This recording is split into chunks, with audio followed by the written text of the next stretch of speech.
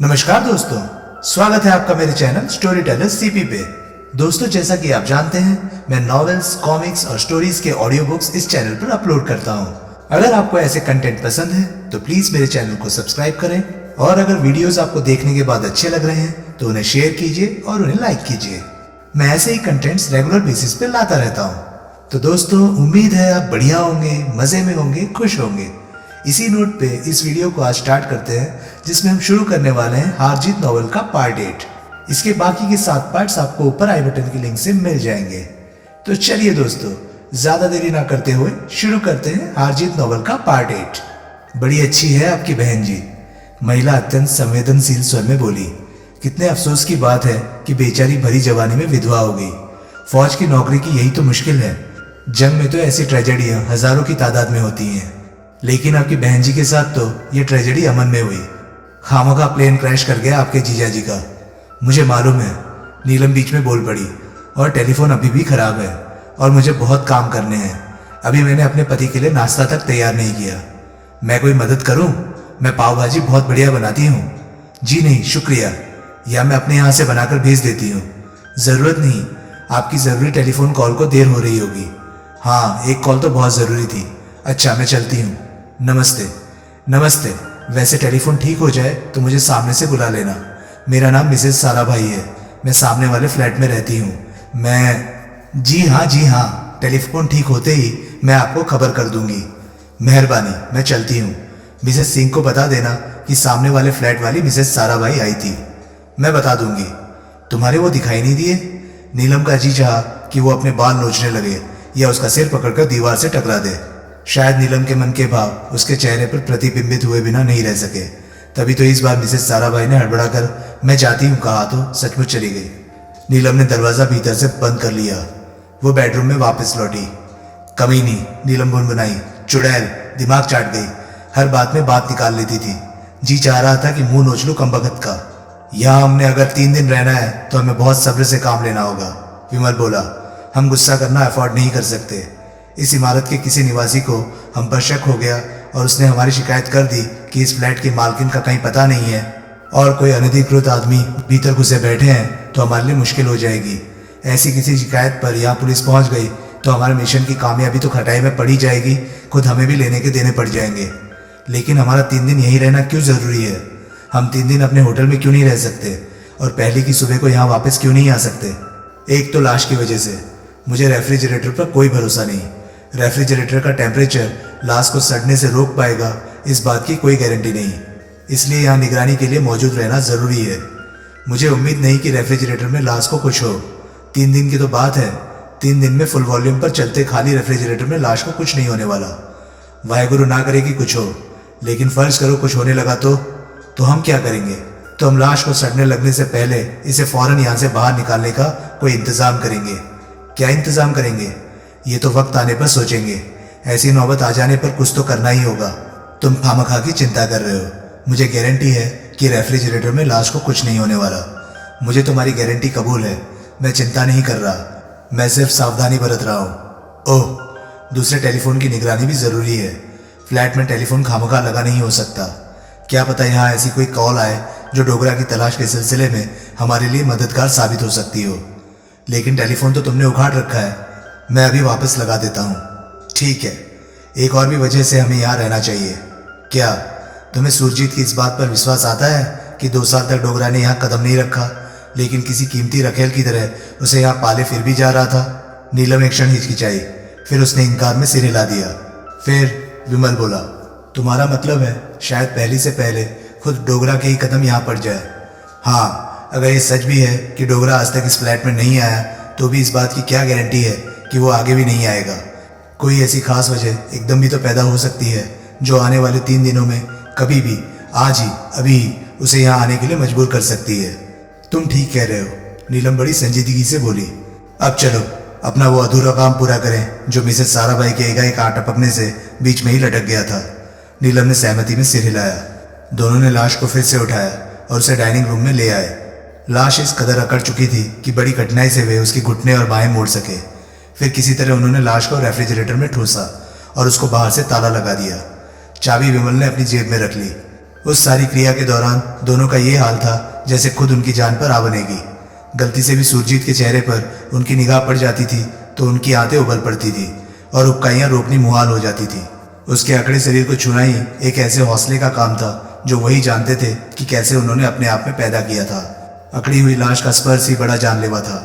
लाश रेफ्रिजरेटर में ठूसने की क्रिया में किए गए 3/4 काम उन्होंने आंखें मीच कर किए थे, लेकिन काम हो गया था। लाश रेफ्रिजरेटर में पैक हो गई थी। उसके बाद वे कितनी देर यूं हांफते हुए एक दूसरे के सामने बैठे रहे जैसे पहाड़ चढ़कर आए हो। तभी कॉलबेल फिर बजी। विमल फिर बेडरूम के दरवाजे की ओर में चला गया और नीलम ने आगे बढ़कर दरवाजा खोला। मिसेस साराभाई फिर आ गई थी। टेलीफोन अभी भी खराब है। उसके कुछ कहने से पहले ही नीलम बड़े खेदपूर्ण स्वर में बोल पड़ी। मैं अपना जरूरी वाला टेलीफोन तो पोस्ट ऑफिस से कर आई हूँ, बाकी टेलीफोन में जब यहाँ का फोन ठीक होगा तब कर लूंगी। हमारा टेलीफोन तो पता नहीं कब ठीक हो, जल्दी ठीक हो जाएगा। मिसेस साराभाई बड़े इत्मीनान से बोली। अच्छा हाँ, मैं डाक खाने वाले फोन से आपके टेलीफोन की कंप्लेंट जो लिखवाई हूँ, कंप्लेंट के नंबर पर तो कॉल फ्री होती है। ये तो बहुत अच्छा किया। मनी मन उस कमबख्त औरत को हजार हजार लानत भेजते हुए प्रत्यक्ष नीलम बड़े कृतज्ञ भाव से बोली, जो आपने हमारी खातिर इतनी जहमत उठाई। मैंने सोचा था कि मिसेस सिंह घर पर नहीं है और पता नहीं कब घर लौटे। तुम लोग यहाँ नए आए हो, तुम्हें तो पता भी नहीं होगा कि कहाँ कंप्लेंट करनी है, कहाँ से कंप्लेंट करनी है। शुक्रिया, तुम तो आते ही बहन के कामों में हाथ बटाने में जुट गई। जी, रेफ्रिजरेटर की सफाई कर रही हो ना? भीतर का सारा सामान बाहर टेबल पर जो पड़ा है। जी जी जी हाँ, रेफ्रिजरेटर मुझे ऐसा लगा जैसे काफ़ी अरसे से साफ़ नहीं किया गया था, सोचा मैं ही साफ़ कर दूं। फ्रीज़र का भी जमी हुई बर्फ़ के मारे बुरा हाल होगा। जी हाँ, लगता है आप लोगों के फ्रिज में ऑटोमेटिक डिफ्रॉस्टर नहीं है। जी हाँ, नहीं है। हमारे में तो है।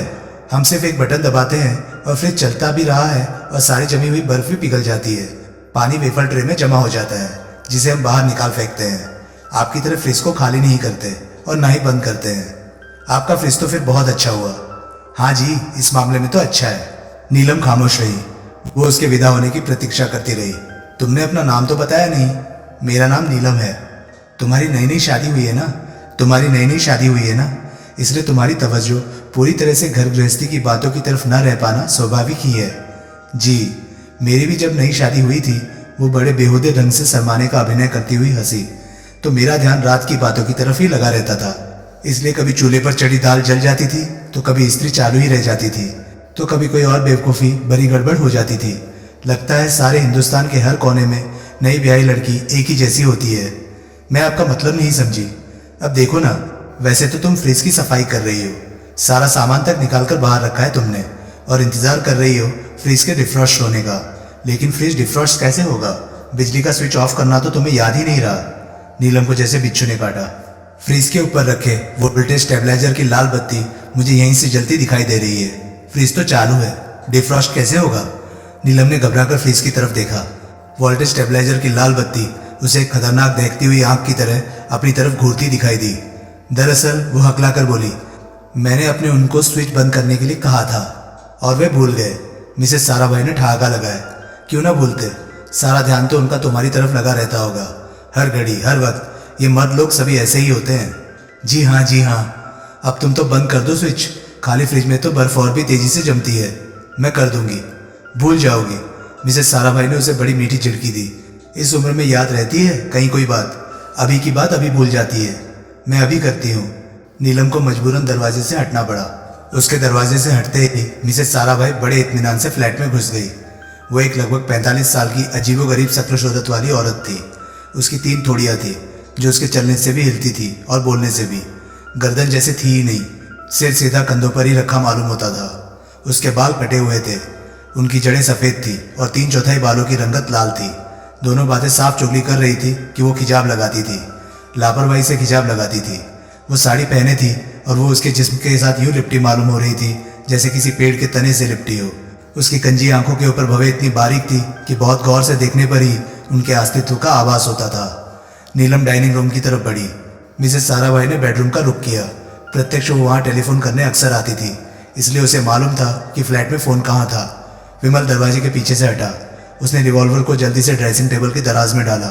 नीलम फ्रिज से संबंध बिजली का स्विच ऑफ करके जब तक वापस घूमी तब तक मिसेस साराभाई बेडरूम की चौखट लांघ चुकी थी। भीतर बेडरूम में विमल को देखकर वो ठिठकी। फिर उसके चेहरे पर एक मशीनी मुस्कुराहट आई और वो बोली, हेलो हेलो। विमल ने कठिन स्वर में बोला, तुम मिसेस सिंह के ब्रदर इन लॉ हो? जी हाँ। Very handsome, very smart young man. वो प्रशंसात्मक स्वर में बोली, तुम्हारी बीवी बहुत खुशकिस्मत है कि उसे तुम्हारे जैसा हस्बैंड मिला। जी शुक्रिया, विमल शर्माने का अभिनय करता हुआ बोला। लेकिन तुम तो तुम तो वो उसने अपने एक हाथ को ऊपर उठाया और उसे अपने सिर के ऊपर गोल गोल घुमाया। वो नहीं हो? सरदार, विमल का इशारा समझकर बोला। हाँ, सिंह नहीं हो तुम, या पहले थे अब नहीं हो? मैं पहले भी नहीं था। अच्छा, दरअसल मैंने और नीलम ने लव मैरिज की है। ओह, तब तक नीलम भी बेडरूम में आ गई थी और खा जाने वाली निगाहों से मिसेस साराभाई को घूर रही थी। नीलम सिकनी है, विमल बोला। मैं सिक नहीं हूँ। तो क्या हुआ? मिसेस साराभाई बोली। प्यार में जात पात मजहब वगैरह नहीं चलता young man. You are right madam. तुम्हारा नाम क्या है? विमल, साराभाई ने नाम दोहराया। उस टेबल पर से टेलीफोन किधर गया? विमल ने हंसाए भाव से नीलम की ओर देखा। टेलीफोन? नीलम बोली। इन्होंने लाइन पर से उतारा था। इन्होंने उतारा था? मिसेस साराभाई हैरानी से बोली। क्यों? ये कहते थे कि कई बार कोई पेच वेच ढीला होने से भी टेलीफोन डेड हो जाता था। ओह, तो तुम टेलीफोन ठीक करना जानते हो? जानता तो नहीं, विमल खेदपूर्ण स्वर में बोला, लेकिन यूं ही कोशिश की थी। मिसेस साराभाई ने अट्ठास किया। Very clever of you indeed. Vimal खामोश रहा। अब जरा टेलीफोन को दोबारा लाइन पर जोड़ो, क्या पता तुम्हारे पेच वगैरह कसने से टेलीफोन ठीक हो गया हो। विमल ने नीलम की तरफ देखा और एक गुप्त संकेत ऊपर पंखे की तरफ किया। जिस साड़ी से सुजीत फांसी लगाकर मरी थी, उसका आधा हिस्सा एक रस्सी की सूरत में अभी भी पंखे के साथ झूल रहा था। कैंची से साड़ी काटकर लाश नीचे उतारने के बाद विमल ने पंखे के साथ बंधी रह गई साड़ी की तरफ ध्यान नहीं दिया था।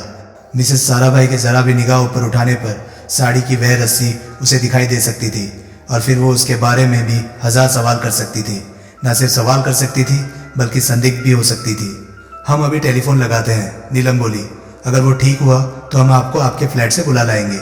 अरे अभी का अभी लगाओ ना, मिसेस साराभाई ने जिद की। 1 मिनट का तो काम है। पता नहीं उस औरत की सुरजीत से कितनी आत्मीयता थी। उनका उसके साथ रुखाई या बेअदबी से पेश आना उसे खल सकता था और वो इसी संदर्भ में इमारत के 4 और लोगों से उनका कोई उल्टा सीधा जिक्र कर सकती थी। ठीक है, विमल बोला, लगाते हैं। गुड। मिसेस साराभाई पलंग पर उस टेबल के सामने बैठ गई जिस पर टेलीफोन रखा रहता था। नीलम टेलीफोन उठा लाई। उसने उसे टेबल पर रख दिया। विमल टेबल के इर्द गिर्द निगाह डालने लगा। क्या ढूंढ रहे हो? मिसेस साराभाई बोली। पेचकस, विमल बोला। पेचकस पता नहीं कहाँ रख दिया मैंने। यहीं कहीं होगा। कहीं मिल नहीं रहा। रखा कहाँ था? यहीं कहीं रखा था। तो फिर कहाँ गया? क्या पता कहाँ गया।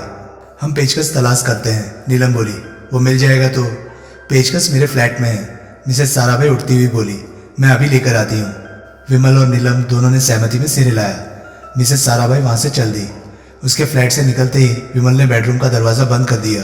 उसने पलंग पर एक मेज़ रखी और मेज़ पर चढ़ गया। कैंची की सहायता से काट कर वो पंखे पर से बाकी साड़ी को अलग करने लगा।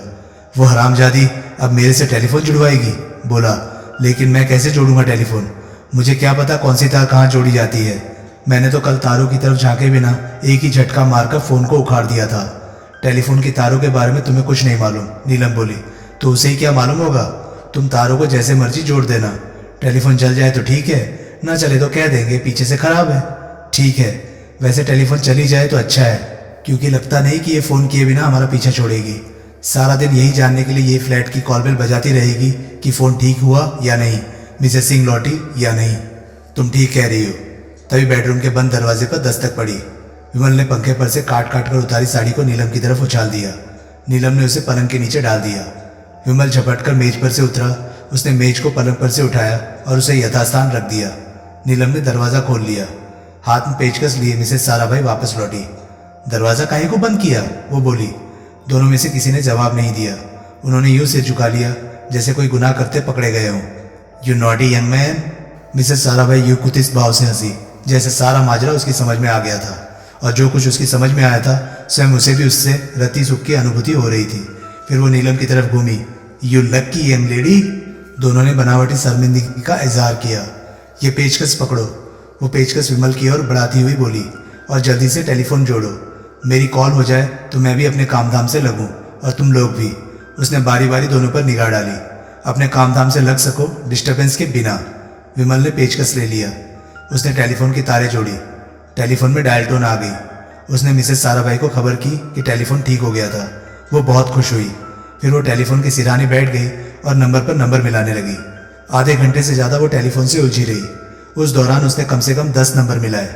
अंत में वो उठी। उसने अपने गिरेबान में हाथ डालकर एक छोटा सा पर्स निकाला और उसमें से एक मुड़ा तुड़ा रोता कलपता 5 का नोट बरामद किया। ये टेलीफोन कॉल का पैसा ले लो, वो नोट नीलम की तरफ बढ़ाती हुई बोली। वैसे उसने उसे थामा यूं हुआ था जैसे वो जान दे देती, लेकिन नोट हाथ से ना छोड़ती। पैसे आप? नीलम बोली। बहन जी को ही दे दीजिएगा।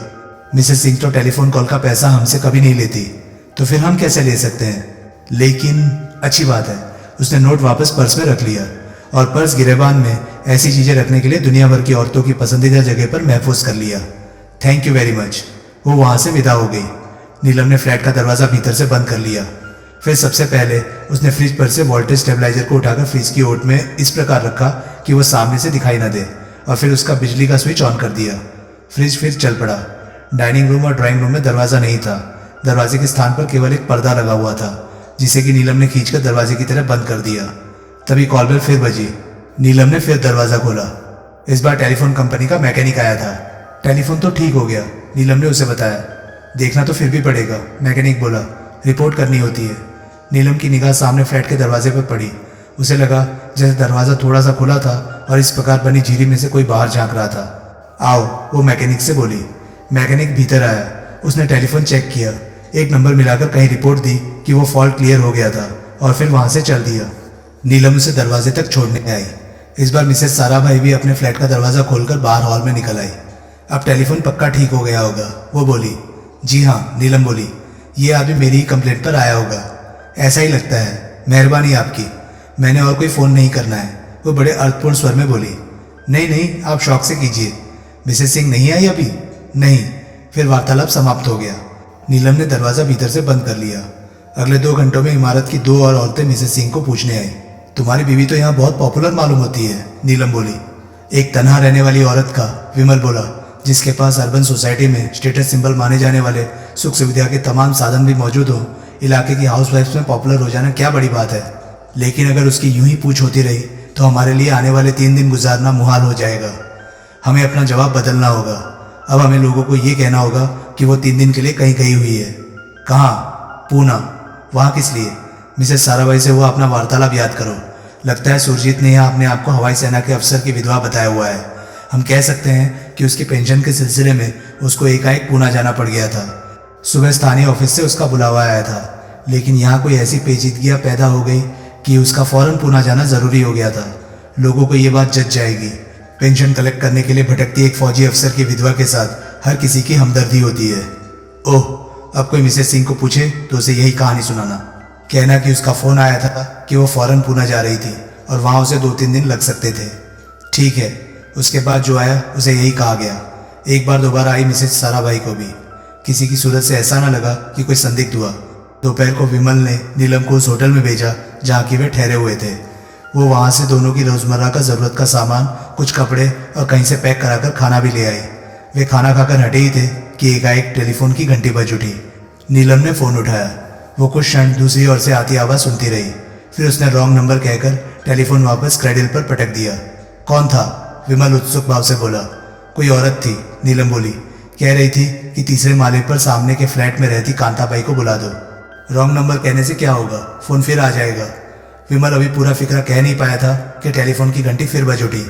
बजने दो, विमल बोला। नीलम ने सहमति में सिर हिलाया। तभी कॉल बेल भी बज उठी।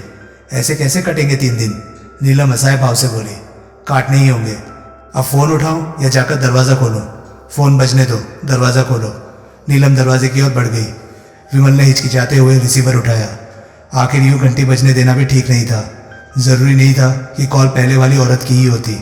कॉल उनके मतलब की भी हो सकती थी। हेलो, वो बोला। ये मिसेस सिंह का नंबर है?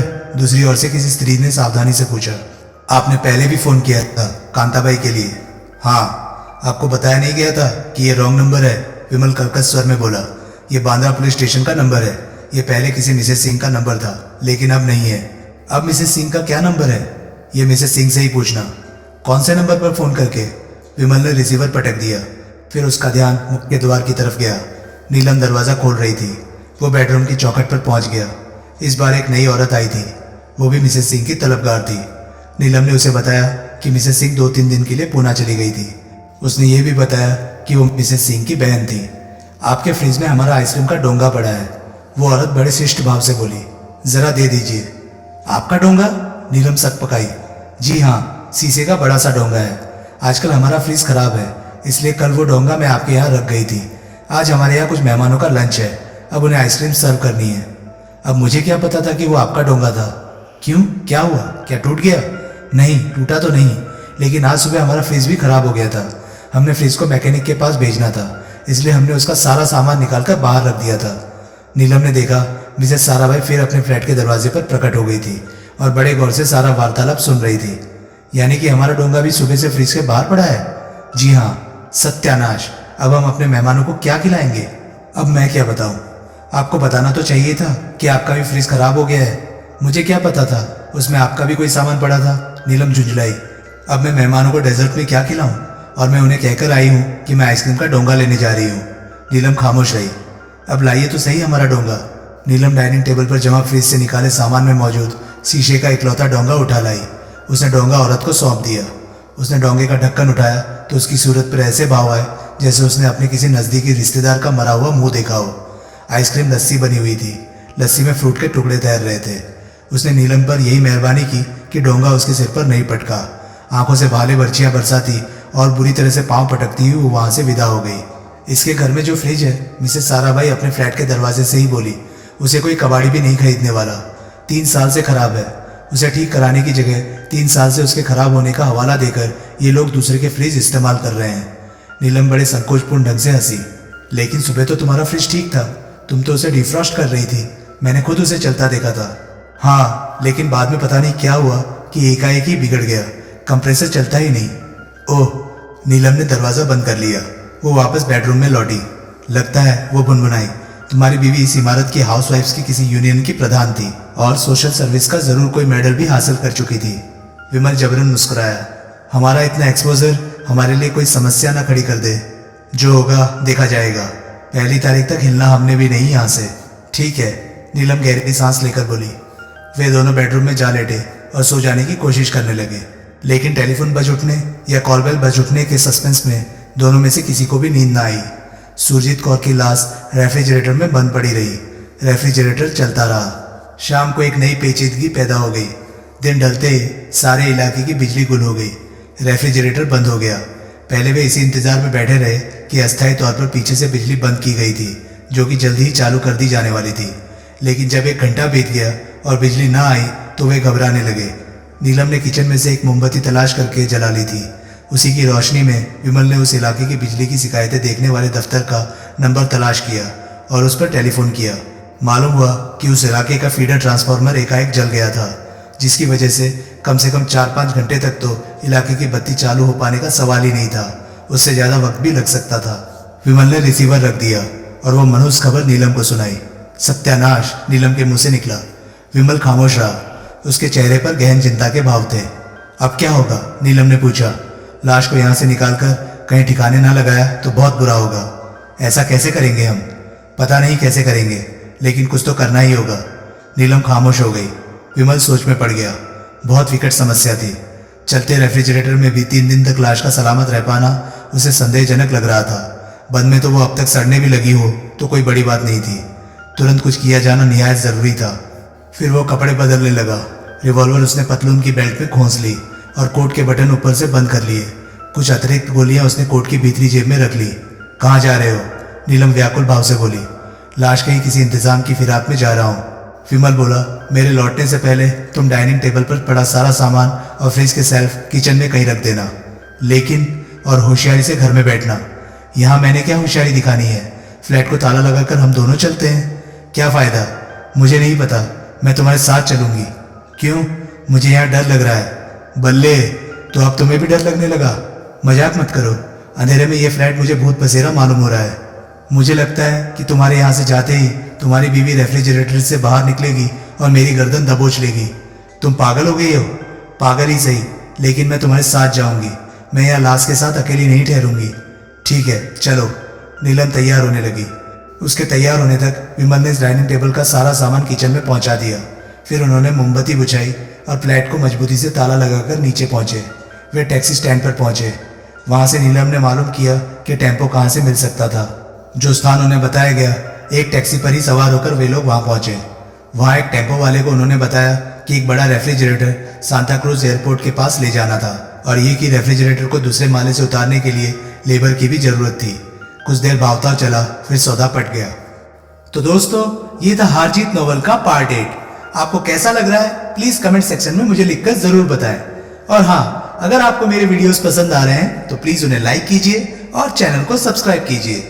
मैं आपके लिए ऐसे वीडियोस लाता रहता हूँ। तो दोस्तों, अब मैं मिलता हूँ आपको अगली वीडियो में। तब तक के लिए गुड बाय, नमस्कार, सेफ रहिए, खुश रहिए, मजे करिए।